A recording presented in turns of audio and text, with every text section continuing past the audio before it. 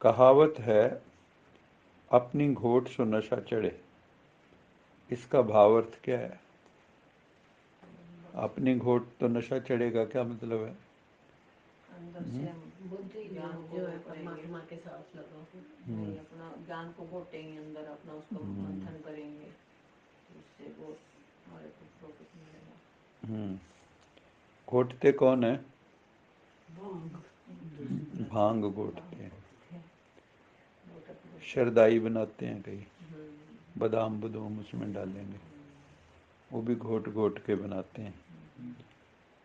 तो जब घोटते हैं उसको अच्छे तरह से और फिर थोड़ी लेते हैं तो नशा चढ़ता है।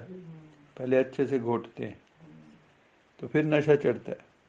तो यहाँ पे भी ज्ञान योग जो है हमारा, ज्ञान को ये जितना विचार सागर मंथन करेंगे, जैसे सागर मंथन दिखाते हैं, ऐसे जितना विचार सागर मंथन करेंगे तो आपको नशा चढ़ेगा।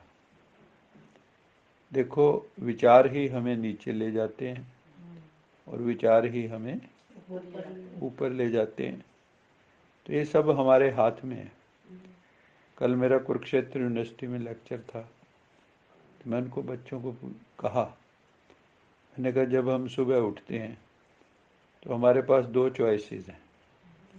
एक तो ये सोचें भी आज मुझे सारा दिन चाहे कोई भी परिस्थिति आए खुश रहना है। एक ये है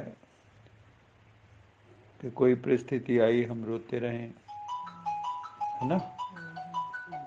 तो हमें क्या करना है? कौन सी चीज़ चुनोगे? तो उन्होंने कहा जी वही चुनेंगे कि हम सारा दिन खुश रहेंगे। मैं कहा चुनते हो ऐसे? कहते हैं जी चुनते तो नहीं। सुबह उठते ही सोचो कि मैंने कुछ भी हो जाए मौज में रहना है। गुरु की फौज करेगी मौज। अगर उसके साथ आपका बुद्धि का योग जुड़ा हुआ है तो मौज के अलावा कुछ है ही नहीं जीवन में, है ना? कोई भी परिस्थिति आ जाए उसमें भी शुक्राना कर सकते हैं। सारी गीता, सारे ग्रंथों में एक ही बात लिखी है कि जीवन में द्वंद्व तो आएंगे, उतार चढ़ाव आएंगे। ईसीजी जैसे होता है उसमें भी उतार चढ़ाव आते हैं। आपका ब्रेन पैटर्न ईईजी करते हैं उसमें भी आते हैं उतार चढ़ाव। लेकिन अगर वो उतार चढ़ाव बंद हो जाए, सीधी रेखा आ जाए, तो कहते हैं जीवन खत्म। तो उतार चढ़ाव जीवन का हिस्सा है। तो कुछ भी हो जाए, किसी भी हालात में अगर हम उससे जुड़े रहेंगे तो वो हालात ज़्यादा दिन नहीं रहते।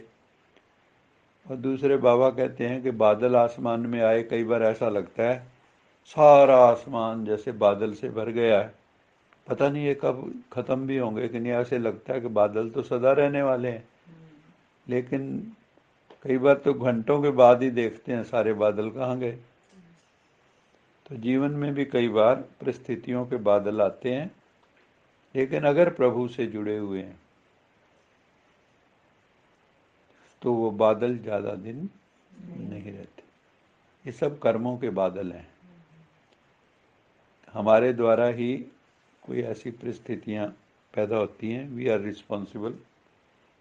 तो बाबा कहते हैं अपनी घोटना अर्थात बुद्धि योग इधर उधर न भटका कर एक बाप को याद करना। अवर काज तेरे कितना काम, मिल साध संगत भज केवल नाम। गुरु ग्रंथ साहब में भी यही लिखा है कि कितने काम कर लो दुनिया भर के, कहीं भी पहुंच जाओ, करोड़पति बन जाओ, अरबपति बन जाओ, खरबपति बन जाओ, एक तो एक सेकंड में झटके में छूट जाएगा। दूसरा जो है सबसे बड़ा काम तो एक ही है, कितने काम कर लो अवर काज तेरे कितना काम, मिल साध संगत भज केवल नाम। उसका उसके साथ अगर तेरा बुद्धि योग जुड़ा हुआ है तो सारी परिस्थितियां कट जाएंगी और तुम चट्टान की तरह बाहर निकलोगे, घबराहट नहीं होगी। नहीं तो कई बार क्या होता है, जब परमात्मा से रिश्ता नहीं होता तो हमें कई बार भीतर जो है बहुत घबराहट होती है, बेचैनी होती है। तो बाबा कहते हैं इससे सबसे बच सकते हो और बुद्धि को भटकने मत दो, इधर उधर बुद्धि को भटकने मत दो। कैसी भी परिस्थितियां आए, बस एक भोलानाथ शिव बाबा को बुद्धि में रखो, याद रखो।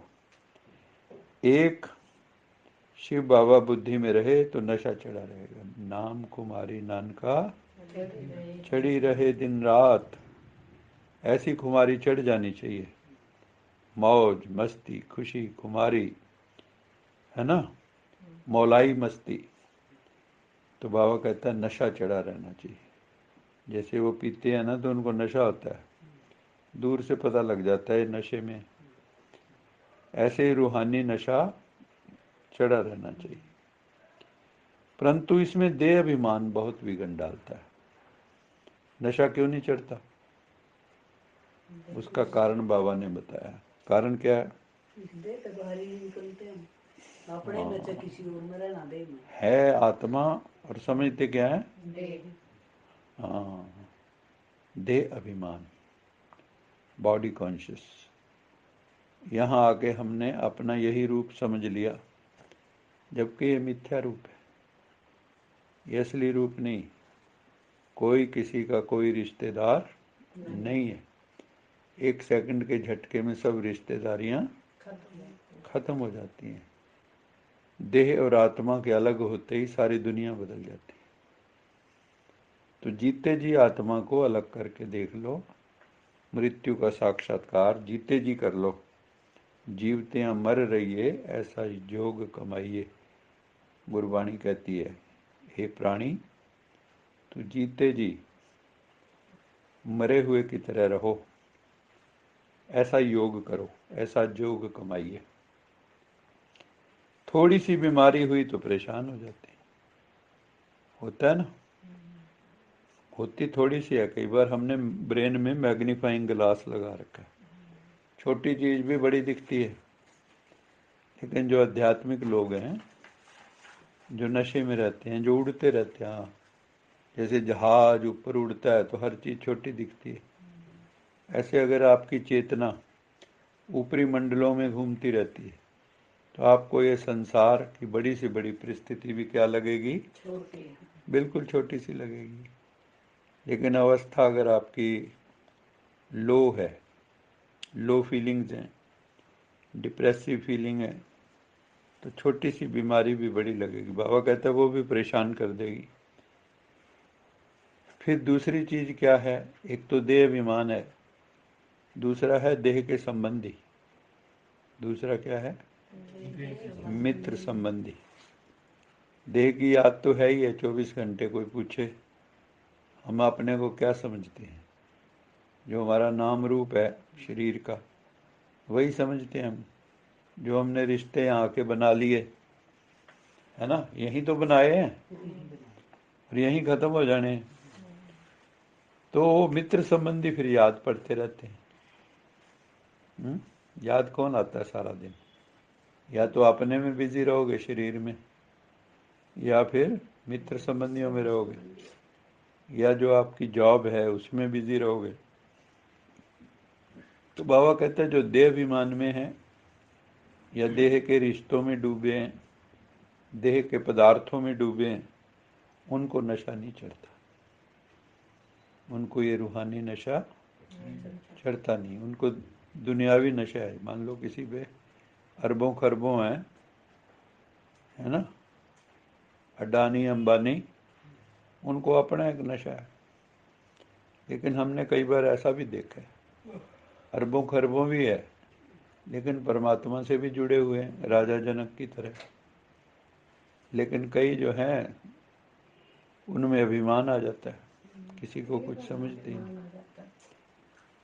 तो बाबा कहते हैं इसलिए नशा चढ़ता नहीं। दूसरा, उल्टे नशे चढ़ जाते हैं। फिर योग में रहें तो दर्द भी कम हो जाता है। ये बहुत बड़ी बात है। मान लो आपको कहीं दर्द है और आप कोशिश करके, क्योंकि उस वक्त योग भी नहीं लगता कई बार, है ना। अगर आपने योग किया तो बाबा कहता है दर्द भी कम हो जाता है, लेकिन उसके लिए बड़ी प्रैक्टिस चाहिए। मेडिटेशन की बहुत प्रैक्टिस होगी तो बड़े से बड़ी बात छोटी लगेगी, शरीर वाली भी, आत्मा वाली भी, मन बुद्धि वाली भी। अच्छा, मीठे मीठे सीखे दे बच्चों प्रति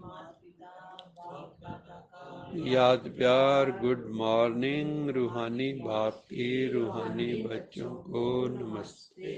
हम रूहानी बच्चों की रूहानी मात पिता बाप दादा याद प्यार, गुड मॉर्निंग, गुड नाइट और नमस्ते। सदा रहो हंसते, कहीं नहीं फंसते, बन जाओ रिश्ते, बांध लो अपने हंसते, चलो प्रभु के रास्ते।